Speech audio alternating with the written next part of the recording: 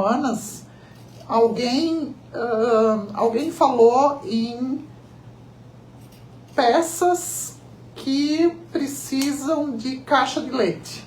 Aliás, eu estava fazendo uma bolsa e fotografei no momento que eu estava montando a bolsa e fazendo a caixa de leite, coloquei no story, no nosso Instagram, e aí alguém, né, várias pessoas responderam, eu botei a pergunta lá, quem sabe, né, eu falei alguma coisa, caixa de leite, uma técnica essencial para artesã que faz costurices, e aí várias pessoas responderam que conhecem a técnica, mas muitas pessoas disseram, nunca ouvi falar, não tenho a menor ideia do que seja.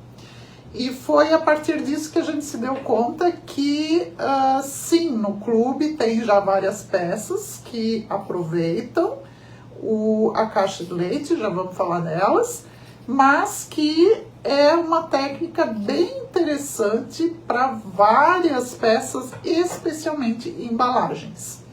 Então, a gente pensou em focar em possibilidades e jeitos de fazer essa caixa de leite. Assim como a gente tem vários jeitos de caixa de leite real, né? De como elas são montadas. Também a caixa de leite feita no tecido tem vários jeitos de fazer. E é isso que a Marta vai ensinar. Mas então, lembrando, né? O que a gente tem? Isso aqui está no canal, que é o alfineteiro. Agora eu vou tirar um pouco da frente. O alfineteiro que fica em pé. Tá, agora aqui não vai dar pra ver assim, né? Vamos mostrar daqui. É o alfineteiro que fica em pé. O que faz ele ficar em pé? É o formato de caixa de leite, né? Se eu pegar um desses brinquedos aqui, eles não vão ficar em pé, a não ser que eu encoste em alguma coisa. Por quê? Porque eles são simplesmente fechados e não tem a caixa de leite no fundo, né? A base, né? A base, exatamente. Caixa de leite é uma palavra muito legal, né? Eu acho que é assim uma frase, né? Que é caixa de leite. Que ela se encaixou na nosso universo de artesanato, baseado na caixa de leite mesmo, né?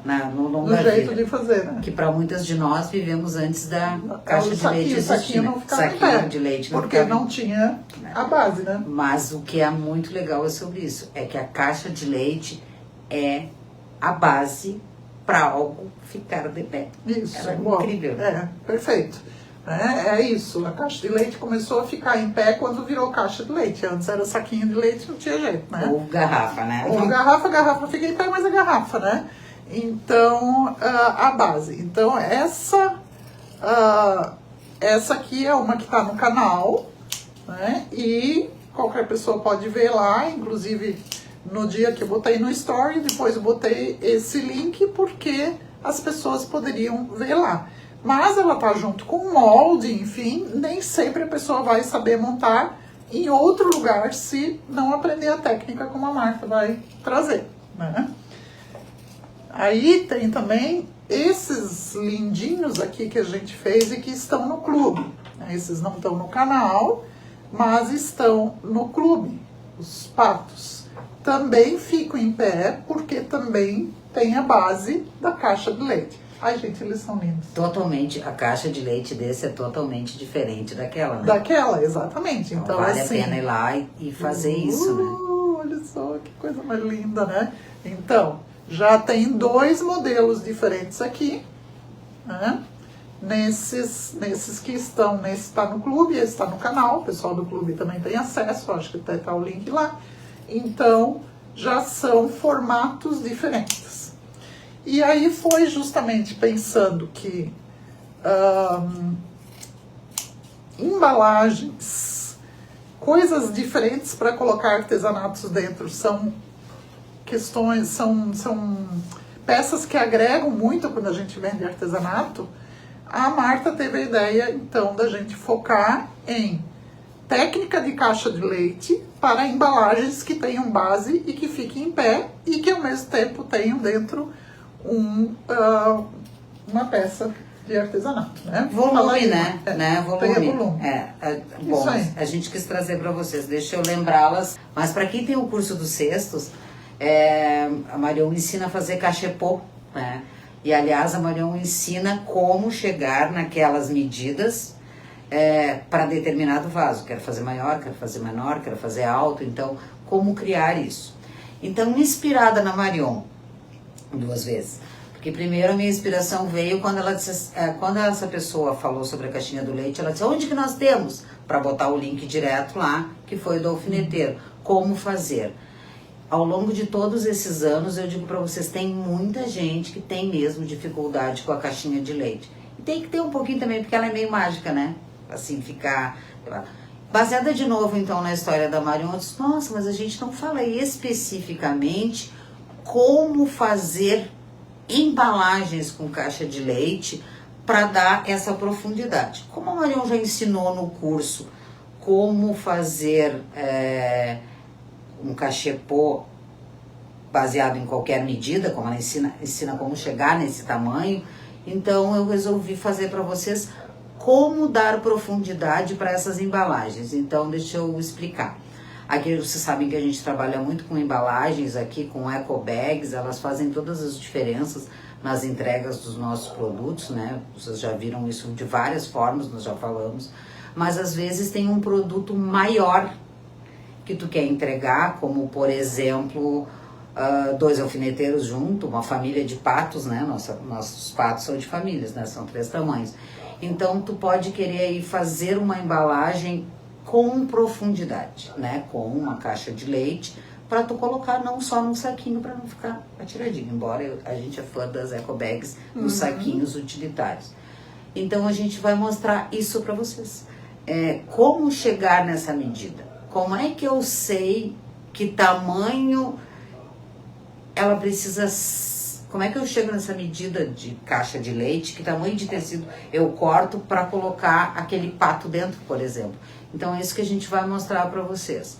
Algumas técnicas, vocês sabem que a Páscoa é a época que nós mais vendemos e mais trabalhamos aqui. A Páscoa eu já tô dele fazer coisinhas de Páscoa aqui, Marion já veio buscar mais.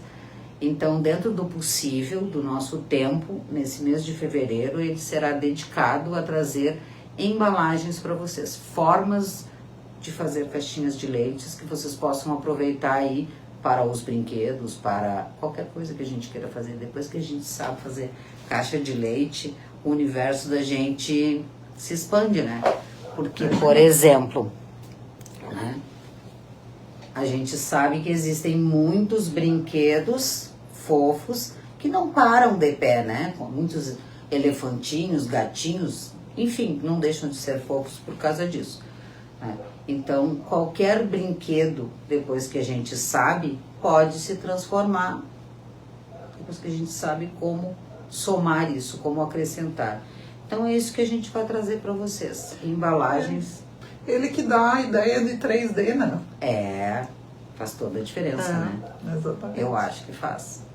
Eu acho. Não sei. Então, digam aí, gurias, o que vocês acham do tema? O que vocês têm de facilidade, o que tem de dificuldade nas caixas de leite para ajudar a Marta, inclusive, a delinear o conteúdo, né? Podem colocar, né, gurias? É importante.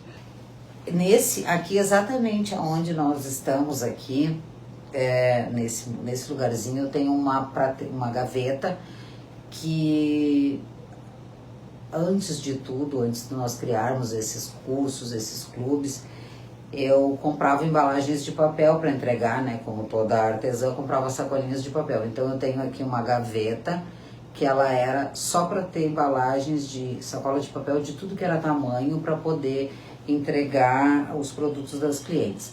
E a gente fala bastante sobre isso, né, Marion? Fazer embalagens é muito econômico. Por quê?